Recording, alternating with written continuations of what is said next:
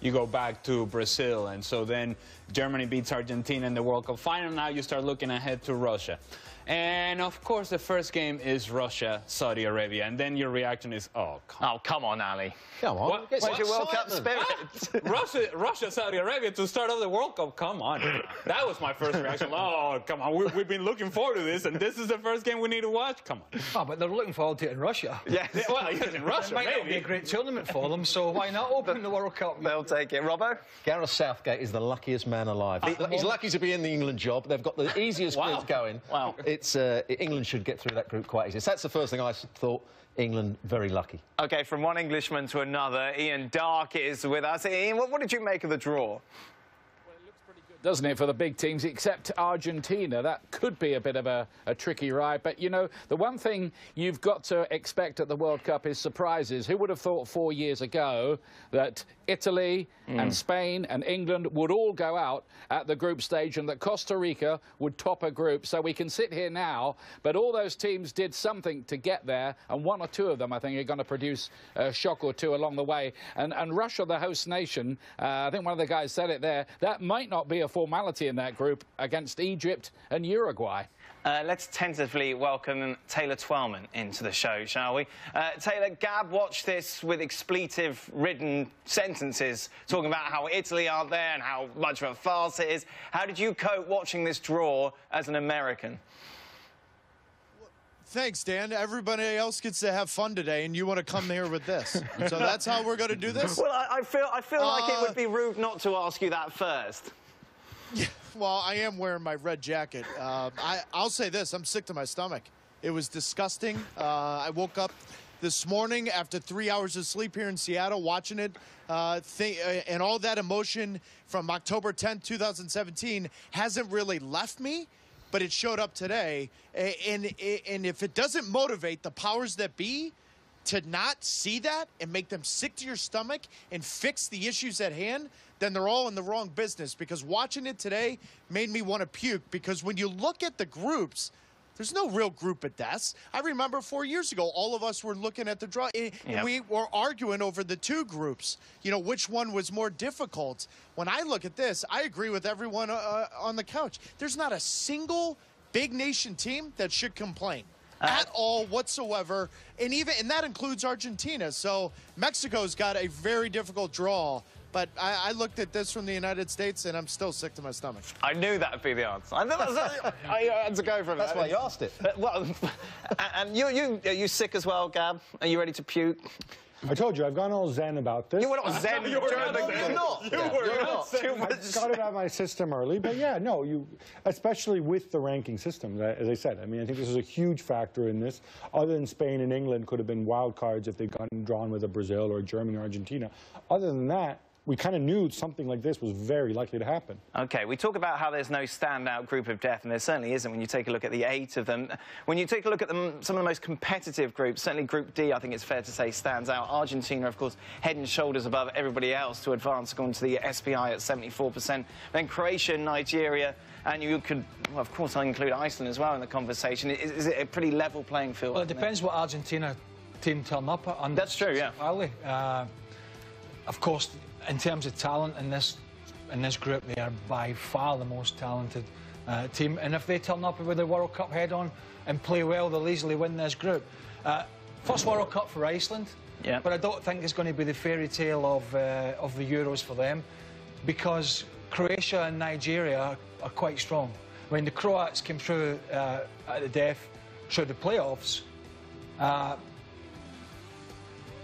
and they've got the likes of Modric, Perisic, Rakitic, Mandzukic. The list goes on of talented players playing in Italy. And they've got a new coach as well. They've got a different coach, and they sacked the coach one game before the end of the qualifying campaign. They got a big result in the Ukraine, which got them to the playoffs. They played a very poor Greece team and wiped them off the face there with a comfortable victory.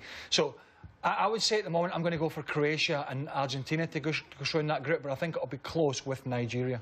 When you think of Argentina, of course, the first name that comes to mind is Lionel Messi. But the second name that should come to mind is Jorge Sampaoli, because he now gets a group that he can work with for an extended period of time and put all this talent together and somehow make this team look like a team, not like Messi and 10 other guys. If he's able to do that, then Argentina would walk through this group. As it pertains to the other teams, it's hard for me to make an argument for Nigeria. As good as they were in qualifiers, there seems to be historically, we have seen it in the past where Nigeria shows up for the tournament and there is some sort of controversy going on with the team. Some infighting, some bonus dispute, something that happens that throws this team somewhere off of the competition. They're talented, but they're inconsistent. Same thing with Croatia. Talented, but inconsistent. As it pertains to Argentina, they'll walk through this group. Everybody else, they're fighting for second place. Gab, you keep telling us, give Sampaoli some time with this group and he can turn them into real winners. You love this man. Yeah, I mean, I think that's what makes him better. I thought I was the biggest Sampaoli fan here, but I think Ali's giving me a run for my money here. I think he's important. If he doesn't get this team playing better, then Argentina will not... We all talk about time. How much time is he really going to get between now? It's not like he's got 7 months and he's going to have those players for 5 of those 7 months to work with the team. But we'll have more than 3 days. It's still going to be limited. All he needs is 3 weeks in Messi, and I think he'll be fine in this group.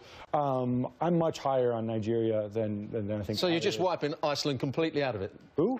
Iceland. Oh, come on. I mean, just be a little bit. You're talking about the inconsistencies of the other teams. Iceland were consistent in the European Championship. Sorry, so were Nigeria. They won their group over Croatia. Whatever. What do you mean, whatever? So you're just wiping Iceland out. He talked about the inconsistencies of the other teams, not me. Nigeria have actually been very consistent through this qualifying campaign. If there's one team that has had issues with the federation, with the fans, we saw it at the Euros as well, with some players being extremely unpopular with their own fans, like Luka Modric for a number of reasons. That's Croatia. I think that is a team that, between now and then, they have to get all their ducks in a row. Otherwise... Has Dalic actually got the job yet, the coach? Has he actually got the job yet? He came in for that last game and he did the playoffs, but I'm not sure he's actually been given the role yet, is he? We mentioned Sampaoli and about how key he is to Argentina, but really, Ian, it's all once again going to be about Lionel Messi looking to cement his legacy as the best player ever. Many say that he's got to win the World Cup to do that. Do you think that Argentina have got the equipment there to go on and win in Russia? They definitely have. I mean, they've got an embarrassment of riches in attack, and if Sampaoli gets it right, they can definitely win the World Cup. They're one of only 5 teams, I think, who can win the World Cup. But they made a heck of a difficult job of qualifying. OK, it's difficult in South America, but it went right to the wire. So you do wonder a little bit. I saw a couple of those games, and they looked, apart from Messi, very, very punchless, and some of the selections were a little bit odd as well. I wouldn't write off Iceland. I'm with Stewie about this one. I think they did well at the Euros, and it's not a freak. They nearly qualified for the last World Cup, got to a playoff, did well in the Euros. They've sauntered through their group, and I think they're going to be a tough nut for anybody they face. Croatia, though, I think are super talented. I think it will be Argentina and Croatia, but Iceland I wouldn't write off at all. Well, we'll find out about this Argentina side. I suppose Iceland, because that's the first game in that group. The opening game, it's not bad, is it? So, the Argentinian public who think, well, we should wipe the floor with Iceland, but if they could get a result against Lionel Messi... Yeah, take that, Gab. Keep him quiet. Herc, let's take a look at this group, shall we, from a Mexican perspective. The Mexican fans happy? Not so happy. I mean, they got Germany, who completely destroyed them. Confederations Cup is one of their demons. And then you look at the other teams, Sweden and South Korea, teams that they faced in the World Cup, teams that they've either tied or beaten. I think consensus here is they go 1-1-1, and with goal differential get second place. But it's what comes after that. It's Brazil. Mexico's still looking for that coveted quarterfinal spot, that famous 5th game, El Quinto Partido. They haven't been able to get to. Mexico, one of the 3 teams, Brazil and Germany, to make it consistently to the second round. So it's not so much getting out of the group for Mexico fans that has them worried. It's what comes next in the hands of Brazil.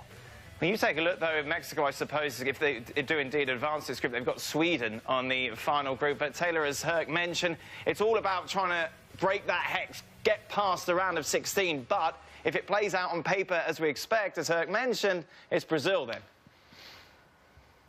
Yeah, but Dan, I'm not 100% sure Mexico's a given to get out of this group, because the biggest talking point will be whether or not Zlatan Ibrahimovic returns to Sweden. Now, listen, Sweden, surprisingly, sorry, Gab Marcotti, They got past Italy, and very few people had expected that, but their attack has never been that dangerous. If Zlatan comes in, he gets fit for United, and he pulls in that last, whatever, 2-3 games out of him, and he shows up there in Russia, I'm not sure Mexico's a given to get out of that. And yes, rightfully so, they'll ultimately face Brazil. But defending champions Germany, I was going through their stats given to us by Paul Carr, 16 straight World Cups, they've gotten to the quarterfinals. That's the most insane streak in all of sports, Dan, that I've ever seen.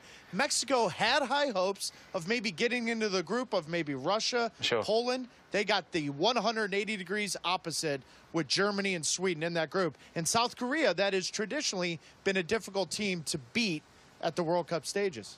Now let's talk about Zlatan Ibrahimovic. Is it a possibility, Gavin? Could he come back? And what sort of difference does it make?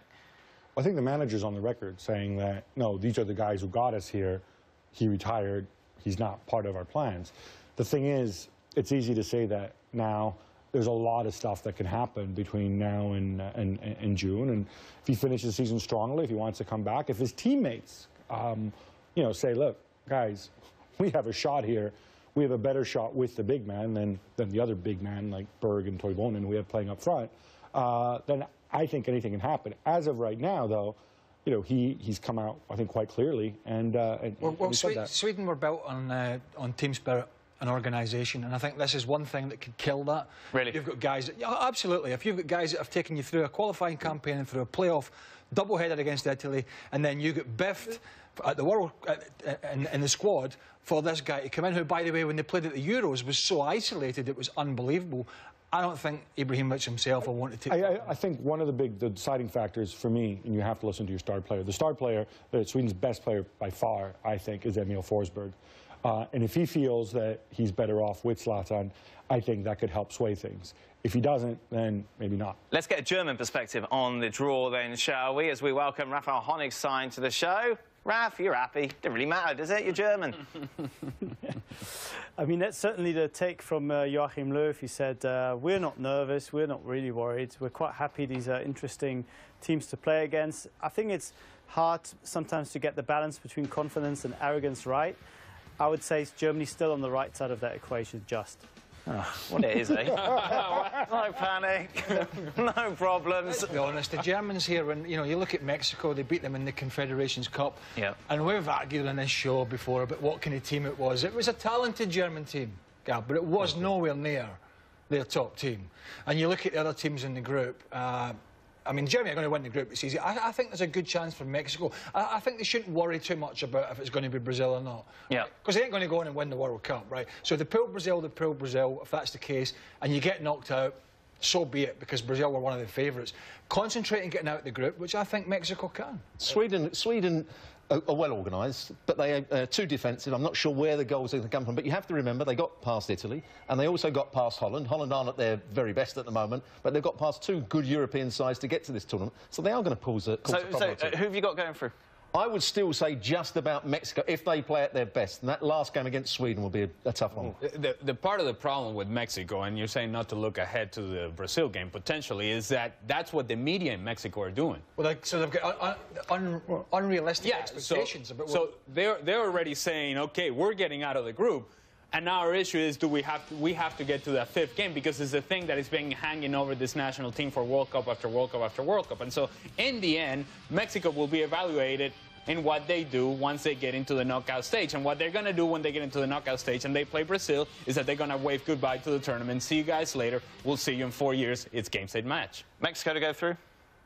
For me, it's way even, and I think the Sweden-Mexico game is obviously going to be crucial, but I think a lot is going to be about matchups. I don't know how often Mexico played against teams with two central strikers who are 6'4". And granted, they're not very good, Berg and Toivonen. Let's leave Zlatan to one side there. But it's extremely awkward to play against. So I wouldn't take that for granted at all. You do look at that last game, don't you, Craig, and think Mexico-Sweden would define the group. It could be the big one. I mean, the South Korea didn't have the best of qualifying. They're not at their best at the moment. It is the World Cup. You can't rule anybody out. But I do think, unless Osorio, the coach, completely stuffs it up with his selection, and we've seen that before, then I think they should just nick second place. Welcome back. The World Cup draw was made earlier today. We're turning our attentions to Group E. Brazil, massive favourites to advance, 90% according to the SBI. Gets a lot closer, though, when you take a look at the three other sides. Switzerland have ahead, according to our power index, over Serbia and Costa Rica. No love for Costa Rica there. Really? Interesting, isn't it, considering what they did? Yeah. World Cup, I believe Italy were in that group. Yeah. Really? You keep saying... Well, at least they were in the group. Now they're not even in the group. Well, look, obviously the Brazilians are going to walk this group, I think, with a full house for them, 100%. The Swiss, let's just say, if I'm being kind, they're not the most exciting. No. To watch. Those Northern Ireland games were dire, weren't they? Yeah, they were absolutely dreadful. Come through against a pretty weak Northern Ireland team. They struggle for goals. In terms of the other teams, Serbia are quite a talented side. And Costa Rica, I mean, I think it's difficult to gauge just how Costa Rica will be in this tournament. So I think Serbia might actually squeak through as a second team, not Switzerland. Ali, you take a look at Brazil. From their perspective, this is perfect. Tite has done a tremendous job with this team in providing a balance that wasn't there before, and then allowing Neymar to flourish and creating a relationship, a personal relationship that we saw brought Neymar to tears a couple of weeks ago. Well, I'm not sure about that. Yeah. And, well, never mind the tears, but let's just talk about the fact that Neymar, what he has become with Brazil, and is the leader of the team, undoubtedly. And he has a platform here in the World Cup where he now can take a step into a different level entirely. Yeah. He carries Brazil to a World Cup. It puts you in a different category. Neymar, I think, is ready to do that. I think Brazil is ready to do that. They want to come back from what they thought was failure in the Brazil World Cup. I find that Brazil will certainly walk through this group, and as it pertains to second place, I'll take Costa Rica simply because I cannot watch Switzerland play anymore. I've had enough of Hadi Seferovic. I've had enough of this team.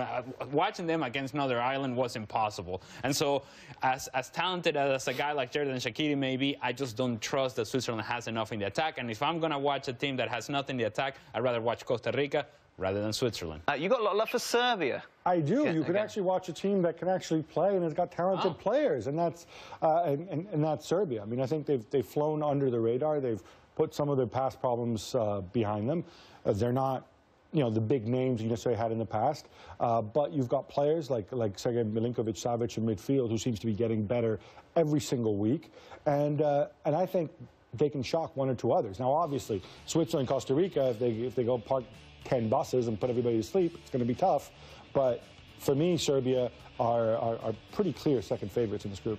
Ian Dark is still with us. Ian, Ali mentioned it. This could be a huge tournament for Neymar. Of course, he's always been behind Ronaldo and Messi in that conversation. But if he comes in and he carries Brazil to the World Cup title, then he's very much in it, isn't he?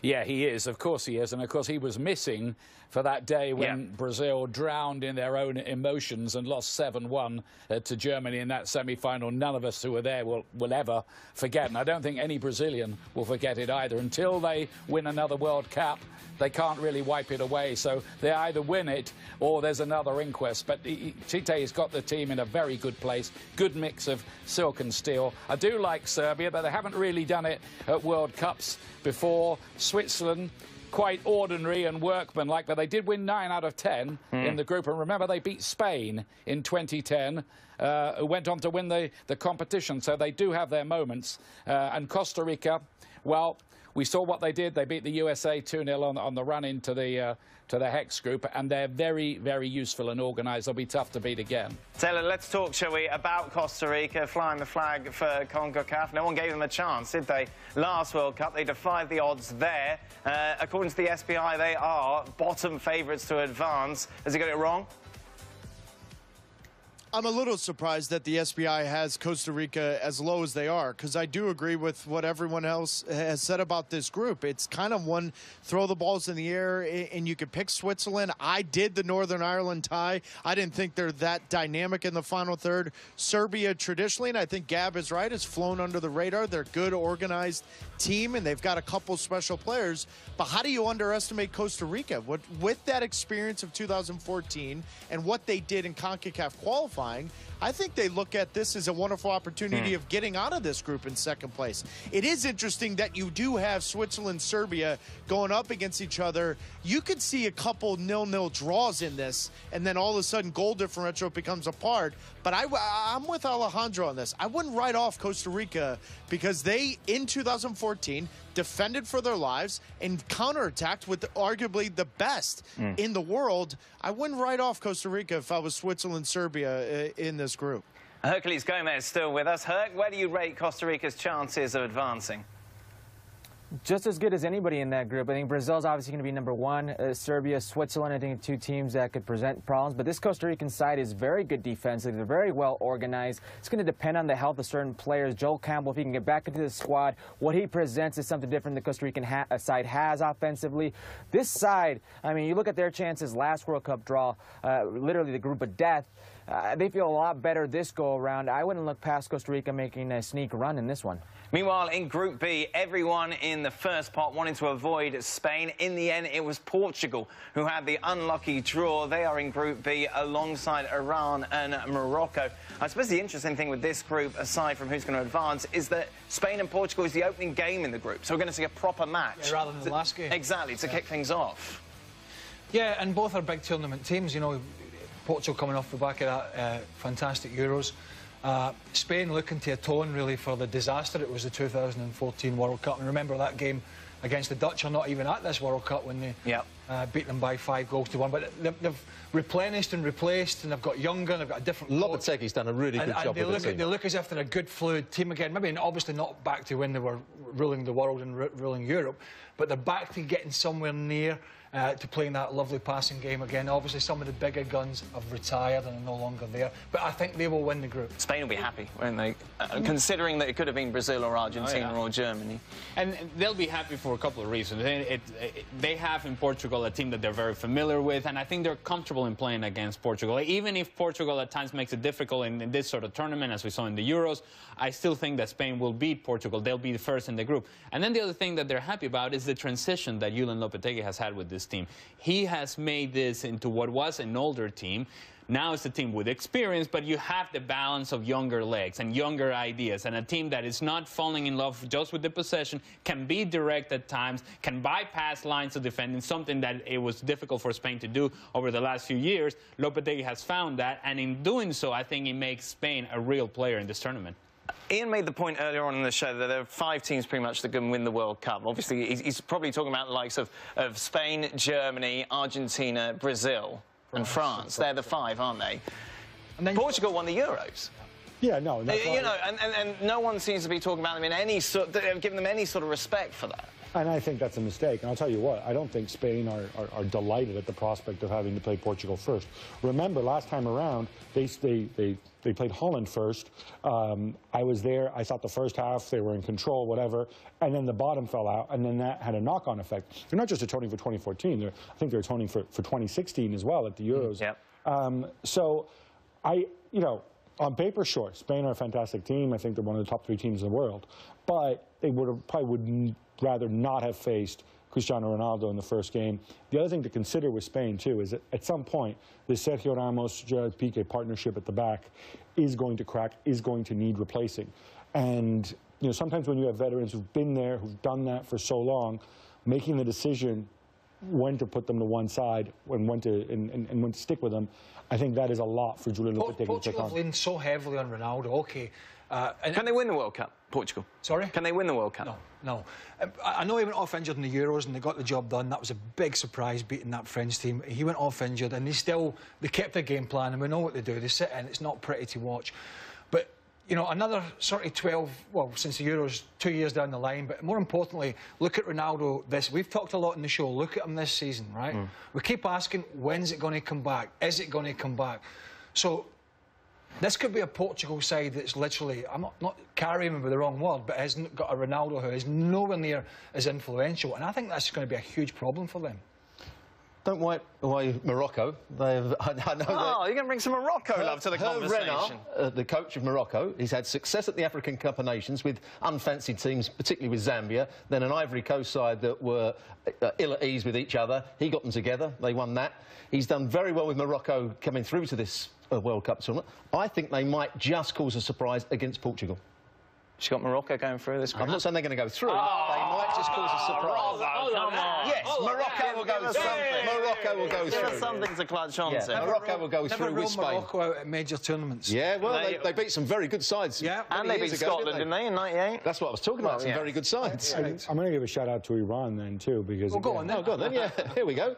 Portugal and Spain notch above, but this is a very, very solid Iranian generation, perhaps their best group that they've had in 15, 20 years. All right then, thank you very much, gentlemen. France going to be happy with that, aren't they, Jules? They're very happy. They wanted to avoid, obviously, Spain and England from pot 2, which they did, and a few other of the big ones in pot 3 and 4. And it's a bit like 2014, really, when they had Switzerland, Honduras, and Ecuador. It's a group that will enable them to go stronger, stronger and stronger to get to the last 16 and then be in top form from them. So they couldn't have dreamed of a better draw, really. Take a look at this France squad, boys. They've just got talent everywhere, haven't they? Forgetting you've got the teenager Mbappe, you've got Lamar, you've got Coman, you've got Anthony Martial starting to play again at Man United. We know he's a talent. You've got Antoine Griezmann, you see putting the ball in the net there.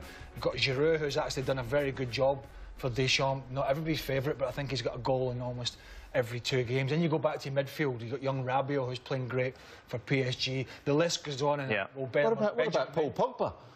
Oh, I forgot about Paul Pogba. I'm trying to think of younger players. I'm trying to think even younger players they've got coming through. I mean, it's unbelievable. Sidibe, Benjamin Mendy, the Man City left-back, Willie Buffett. I mean, incredible, which puts more pressure on Deschamps, especially after the back of the Portugal winning the Euros. They go there, the French public, I think, will expect them to win this World Cup, and they are capable of doing it. Oh, rightly so. They've got a squad deep enough to do it. Yeah, if you want to poke holes, because that's kind of our job, maybe central defence, some questions, and maybe some questions around Didier Deschamps. Varane. Will Varane be fit? Varane is made of glass. But I think, Didier Deschamps, when you've got so much talent and you have to assemble them in the right pieces at the right time in a way as he did in 2016. And we saw in 2016 what happened. He couldn't do it. I don't think, Didier Deschamps he's not Mark Wilmots, but the fear is that he could be the Mark Wilmots of France. In other words, the guy who was a Belgian manager in 2016 and managed to screw everything up. Julian, that's not a comparison that Didier Deschamps will want. Is he the Mark Wilmots of France? Gab, I'm not talking to you until I see you after the World Cup, once we've won it. Definitely, you've crossed me there. We've got great centre-backs with Umtiti and Koscielny and Varane, and even the younger ones like Laporte, for example, who has never even been called up by France. But on Deschamps, I have to agree with Gab. I think he's made mistakes in the past, in 2014, in 2016 as well. And let's hope that he's learned from that. Otherwise, he could be the problem why France might not win it. But like Craig said, I think we've got everything. If the manager gets things right, we've got everything to go all the way. We saw the excitement, Ali, with regards to Peru and them advancing to the World Cup, the celebrations that went on, I'm sure, for days there. Can they cause an upset in this group? I think Peru can advance out of this group. Now, the big caveat and the big question mark is what happens to Paulo Guerrero, who has been suspended because of doping, and now he'll have his hearings, and they'll decide whether he gets banned or not banned, and all these things are going on. If Paulo Guerrero is in the attack for Peru, it gives him a different dimension. It gives him a real goal scorer. It gives him a centerpiece, a guy that you can play into. He can hold up play, and then you can have runners off of him, and it's what Peru does well. Play it into Guerrero, then all the other guys get around him, play underneath him, and then they're able to connect in the final third. If he's not there, it's a big hole for them to cover. Paulo Guerrero's in the World Cup, Peru advances. If he's not, Peru goes home. It's that decisive. That's what I'm saying. Who's getting out of this group? Peru get out the group with France. Australia, a poor side. Postecoglou has gone. He resigned after they got through. And Denmark, apart from Eriksson, they haven't got anybody in the side that's going to really create opportunities. I think they're a very poor side, Denmark. You shouldn't really look at the Denmark result against Ireland in the playoffs, which was absolutely, it was magnificent. They've got no identity now, It was a magnificent result in Dublin, but it was kind of the Irish shot themselves in the foot, and Eriksson stood up and had one of his best games for Denmark, if not his best game ever. But a bit like the Swedish team, The Scandinavians are very workmanlike, and they need somebody to give them that sparkle. I don't think they get it. And the Aussies, they beat Honduras in the playoffs, but let's be honest, Honduras had a 346-hour round trip to get there. They were knackered, and they ain't very strong. So who have you got going through? I've got Peru coming out. Peru as well? All right, then. Welcome back. We've reached Group G when it comes to analysing today's World Cup draw. England and Belgium together, along with Panama and Tunisia. Belgium and England, the big favourites to advance. Stuart Robson is the Englishman on this couch. How are you feeling? It's an easy group for England. We saw in the last 2 games that England played, the friendlies, that they are getting something together. Southgate's starting to get his style of football, what he wants to play, with 3 at the back. They are trying to play out from the back. Didn't they play, wasn't it 2 0-0 draws? 2 0-0 draws. I'm not saying they're a good side. I'm not saying he's a good coach, but I think they're far too good for the other 2 teams in the group. Belgium may be a different prospect or proposition, but I think with Belgium, Roberto Martinez is going to be key. They've got great players. It's whether he can get it right, whether he can keep all the egos together. He's got a coach below him that doesn't really do too much in Graham Jones, and he's got Thierry Henry. I don't think he's got that much experience of coaching. And Roberto Martinez has never been to a World Cup. He's done it for ESPN as a panellist, but he's never actually coached. He's never played, and I think that might be a slight problem for him. You could say his name right. Yes. Martinez. There you go. There it is. Do you remember those? Do you remember easy games for England? Do you remember that easy game that they had supposedly at the Euros? The Iceland game, yes. The Iceland game, they were just going to wipe them off the face, and they were going to stroll on. So in some ways, this, I think, puts an added amount of pressure on Gareth Southgate, because the English public will be looking at these games, particularly the Tunisia game, and thinking, oh, we just need to turn up and win. And if they don't, even if it's a draw, that's when it gets cranked up.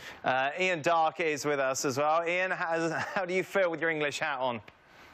Well, England should qualify from that group. It's about as soft a draw as they could have hoped for. But England have got to get rid of the fear factor that seems to overtake them at every major championship, this series of dismal showings. They need Harry Kane to be the player he is with Tottenham. So far in summers, he hasn't looked good. Euro Under-21, the Euro 2016 tournament. There's got to be a question mark about a few others as well. Danny Rose having an unsettled time at Tottenham. Dele Alli not really doing it for Spurs at the moment. So those would be worries for Gareth Southgate. I'm with Stuart, though, about the defence. I think that's improving, that 3-man defence. Stones has been majestic this season. Maguire looks good alongside him. Joe Gomez is coming through. Phil Jones, if they can keep him fit. I think that back 3 played a full-strength Brazil side and kept them out with some ease in that game. That might be something to take encouragement from going forward into the knockout stages. Where do you stand on England? Well, I don't care. Well, first of all. But second of all, it's a tap-in. It's a layup. I mean, this is as good as you could have hoped for if you're England. Panama and Tunisia, come on now. Come on, I love me some Panama, but I cannot make an argument for Panama to be competitive against England, and they shouldn't be competitive against England. So this comes down to essentially what we like to call on the show Moreno range. Yeah. This is a tap-in, and it should be a layup for England. For Belgium, what are their expectations going into this World Cup? Obviously, we talked at length about them in 2014, this great generation of players. Some people were saying they were dark horses. It was ridiculous, when in fact they were 6th favourites, I seem to remember. This time round, there doesn't seem to be as much hype. No, it doesn't. I think the Euros kind of brought them back down to earth in a lot of people's eyes. But these are still really, really good players. They're all at the peak of their career. I think Belgium are one of the sides that are capable of winning the World Cup. You know, again, we can go and... What's their problem, Gab? Well, their problem until very recently was that they had a very, very bad manager. Mark Wilmots, and, you know... And I try to use a word judiciously, not to throw the word bad out there, but he was just not good. He made bad decisions, he made bad lineups, he had no clear idea of how the pieces fit together. Roberto Martinez, you can criticize his ideas, but he has an idea. Right. And he does train his teams, and he does prepare them. But if they're fit, I mean, top to bottom, this is a very strong lineup. And it's an even stronger one if Roberto swallows his pride and brings back Raja Nainggolan to the midfield. Well, he should. I mean, Nainggolan should absolutely be in the squad if not playing. But it's whether he has a plan B, Roberto Martinez, and that is that it's not all-out attack all the time. It's not leaving yourself open, because the better teams will pick you off when you do that. If he keeps wanting to play this open attacking football all the time, it'll work against the weaker teams, but not so much against the better teams. But he plays a kind of 3-4-3 system. He has Lukaku up front, and he has Hazard and Dries Mertens kind of just a little bit narrow behind, and that's given a lot of teams a lot of problems. Doesn't sound too bad when you look at it like that. With De Bruyne behind, who's a great form for Man City. So you've got Vertonghen and other players at the back with great experience. There's no reason against even the best teams they shouldn't be competitive. That's what's going to put the pressure on the Belgian manager. The only thing that I would say is stage fright. Right. They get to that moment, and now, okay, now you're playing against the big daddies. Now you're not, it's not Tunisia, now it's not Panama. Now you've advanced and it's in the quarterfinals, and now you're matched up against one of the big teams. What version of Belgium do we see? Stage fright for the players, but also for the manager. Yeah, yes, across the board. Roberto's not playing, okay? Roberto Martinez is not playing. You just said Mark Wilmots was the problem before. Yeah, no, but he sent them out with no idea. I mean, you look at those defenders; those are good defenders. You have one of the best goalkeepers in the world. That front four: Mertens, Hazard, De Bruyne, and Lukaku. I challenge you to find more than one or two front fours in this World Cup who are better. So, really right, well, we'll agree with that. You talk about managers and organisation, and the boys have mentioned stage fright. Within reason of setting a team up and with some normality, they should have went in the Euros, was it the semi-final? And quarter-finals when they lost to Wales, yeah. And lost to Wales. I mean, you look at player for player, the Welsh team and the Belgium team, and it can't all... I know Wilmots is not a great manager, but a lot of it has to go on the players as well. I want to go to Julianne, because I suppose that's the big question regarding not advancing the group, but how far Belgium can go. Craig mentioned their lineup. You know, this team has got the capability, hasn't it, to win the World Cup? Winning it, I'm not sure. I still think they lack a bit of experience when they're going to get to the semi-final, if they get there, or even the final, because they've, you know, the players have never been there. Even in European competitions, for example, they have struggled to win stuff, for example. So I think the experience might be an issue. And with the boys, I agree over the manager. I'm not sure Roberto Martinez is that much better than Wilmots, to be fair. I think it could be an issue as well. But in terms of talent, and if the players maybe take control of certain things, I think they can go really far. Ian, what do you think? Are you swallowing Julian's lack of experience pill? That's the reason they're not going to make it all the way? I don't think they're going to win the World Cup. They've had a brilliant team, really, for quite a while now. At the last World Cup, a lot of those names were there at the European Championships. They went out to Wales. They were wiped out by Wales in the quarter-final. They didn't play at all. I think there's a psychological barrier there. I think they've got bags of attacking flair. And I think Ali said it there. When it gets to the knockout stages, is that defence going to be quite good enough? Because it's a very attacking-minded side. Let's focus on Group H, shall we, then next. Poland, Senegal, Colombia and Japan. Gab Marcotti. So, I love Senegal. I don't know why they're bottom here, because you know, this is a team that's had experience in the Cup of Nations. They have Sadio Mane, they have Koulibaly, they have Kouyaté in midfield, plus Idrissa Gueye. I think there's some real quality in this team. And you look at the opposition, and I place Colombia top. But then after that, I think they can get there. Now, Poland are an interesting side. I thought they played some really good football at the Euros as well. Adam Nawalka is a smart manager. Lewandowski obviously gets you a ton of goals, and they've been at it, and they've been together for a time. But I think it's going to come down to Poland and Senegal, basically, for second spot. What do you think of this one? Yeah, I didn't get Japan as even as the third team in that, to be honest with you. I'm with Gab here. I think Senegal and Poland for second spot. Poland rely heavily on, obviously, the big striker from Bayern Munich. But Gab mentioned the players playing for Senegal. On any given day, those players are match winners. I'm going to go for Senegal. African Cup of Nations, they should have won that. They got knocked out in the semi-final. They're a top side. They've got good players. And if they get it right, they cause problems for all these teams. It'll be interesting to see Colombia and what version of Colombia we see in the World Cup. If we take it back to Brazil, how this platform served to take James Rodriguez from a good player to now, all of a sudden, a superstar. And in terms of what the perception was for him as a player. Colombia is a talented team. And it's a team that in a tournament like this, I expect them to be successful in the group stage. After that, they may be a little limited, but certainly good enough to be first in this group. I think second place is going to go to Senegal. I don't believe in Poland. I don't really see this team being a Pod 1 team. We can get into that discussion some other time, but certainly seems like a weak Pod 1 team. Colombia and Senegal to advance. Today's draw was the definitive draw, so nothing after the group stages because we will know the bracket as well. Coming up after the break, we'll be discussing some of the permutations that might take place given the boys' predictions as to who will advance from the groups. It's top two from each group. If you squint, you can see it. Here is the draw for the knockout stages according to Gav then. Mr. Marcos, you look at this, who has got the easier of the paths of the big sides, would you suggest? Probably Brazil, I would guess. Yeah, Brazil have got a nice route pretty much in the semi-final, haven't they? That they'll definitely beat Mexico in the round of 16. France, I think Nigeria, if it is Nigeria, could be a trap game, and obviously either of the other two, I think, could be dangerous. Heavyweight matchup coming in the top right corner, Spain and Argentina, possibly. Sure. And in the quarters, obviously that's going to be huge. And an old favorite, Germany, England. Yeah. We know how that ends. We know how that ends. You take a look at the left. You prefer to be on the left side, wouldn't you, of that bracket, most definitely to the right. Brazil and France really the only standout sides. Spain, Argentina, Germany. Yeah. Yeah, most definitely. You were going to throw England in there, but you stopped. You stopped. No, that's fair enough. I just put the brakes on when I got down to Colombia. I just hit the brakes. and that was that. Let's take a look, shall we, at what the bookies say after today's draw is about who is going to win the whole thing. Germany, favourites, defending champions at 9-2. Brazil come in at 5s. France 11-2. Spain at 7-1. Argentina 9-1.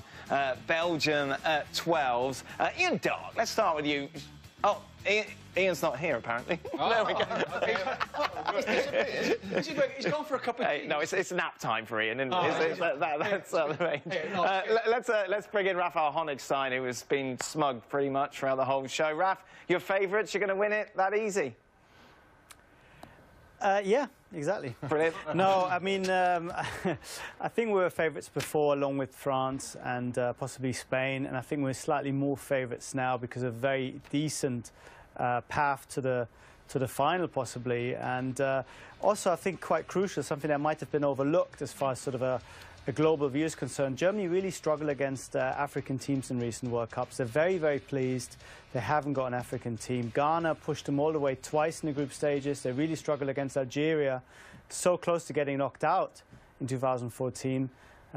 So they're very happy that this could be a more straightforward run for them in that terms. I fear this won't be the last time I'll ask you this, Craig, but who is going to win the World Cup? Well, the same team I told you 4 weeks ago. Mate, I wasn't listening.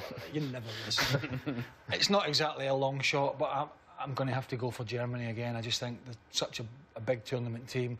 The mentality, the quality they've got and the experience that they've got. And it's a World Cup show, so it'd be rude not to go back to 1998, wouldn't it? And relive some of the greatest moments from a certain gentleman on the couch. Look at that. That's not Photoshop, by the way. That is real, proper bleach. Did you do your eyebrows as well? You did your eyebrows. Look at that, stretching. Yeah, that's it. Oh, look at the pain. Very important to stretch. I've seen that glare before. Wow. That's before your back went, wasn't it? Quite something, isn't it? That's beautiful. Oh, I might do it again, actually.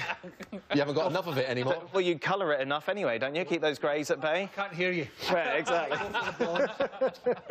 Thank you very much to Craig, to Gav, to Ali and to Robbo, and thank you to everybody else who's joined us. Be sure to stay tuned. We'll be back at 6 p.m. Eastern on ESPN News, but First Take is next.